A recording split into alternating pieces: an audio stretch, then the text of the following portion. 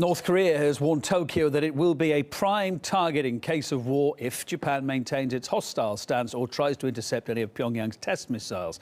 That threat came in response to Japan's warning that it would shoot down any North Korean missile heading towards its territory. Meantime, the US has reiterated it would never accept North Korea as a nuclear power. Those comments came from Secretary of State John Kerry, who's visiting Seoul. Earlier, a mistakenly published Pentagon intelligence report suggested Pyongyang may be able to deliver a nuclear weapon with a ballistic missile. Let's talk about this and these latest developments about North Korea with former Pentagon official Michael Maloof, who's joining us on the line from Washington. Hi there, Michael. Good to see you this morning. Let's talk about the rhetoric towards Tokyo and Japan. I mean, in the circumstances, should Japan be doing anything different, do you think?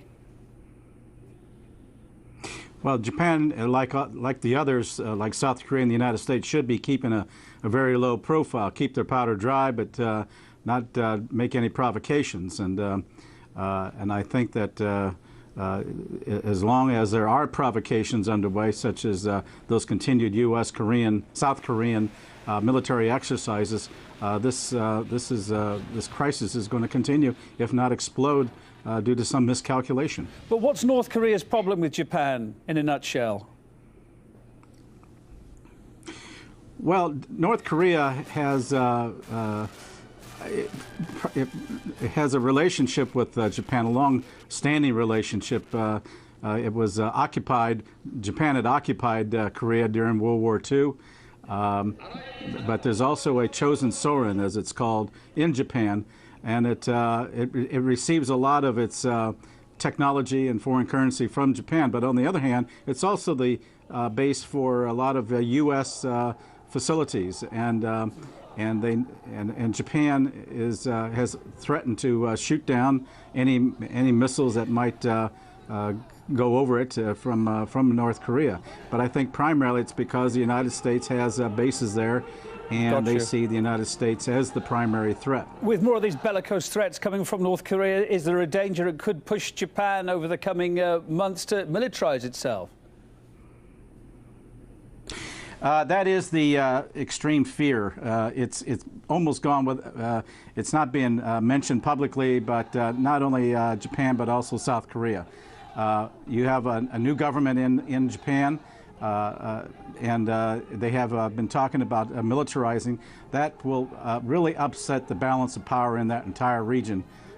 If either one of or both of those countries decide to go ahead and militarize to the point of going into nuclear weapons. Both countries have the industrial capability. They could probably have nuclear weapons probably within 6 months if they made that decision. But I think Japan is, and you've had some parliamentarians and some influential politicians in Japan openly calling for this now, and they're all members of the ruling party. So it's really something to watch, and that's just going to create a greater provocation, and it's something also that's going to be rather unsettling to other countries in the region, particularly China.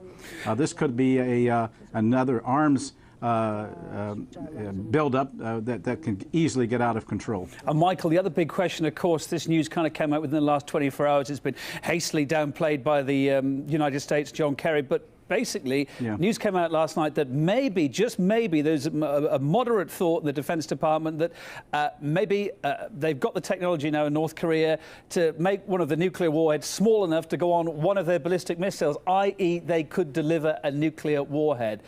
Do you think that's the case? I think it's possible. I know I've been watching it for some time, and I think the fact that they had a test in February. It was for miniaturization. The North Koreans admitted that. And then right after that is when North Korea began to extend threats of preemptive nuclear strikes against the United States.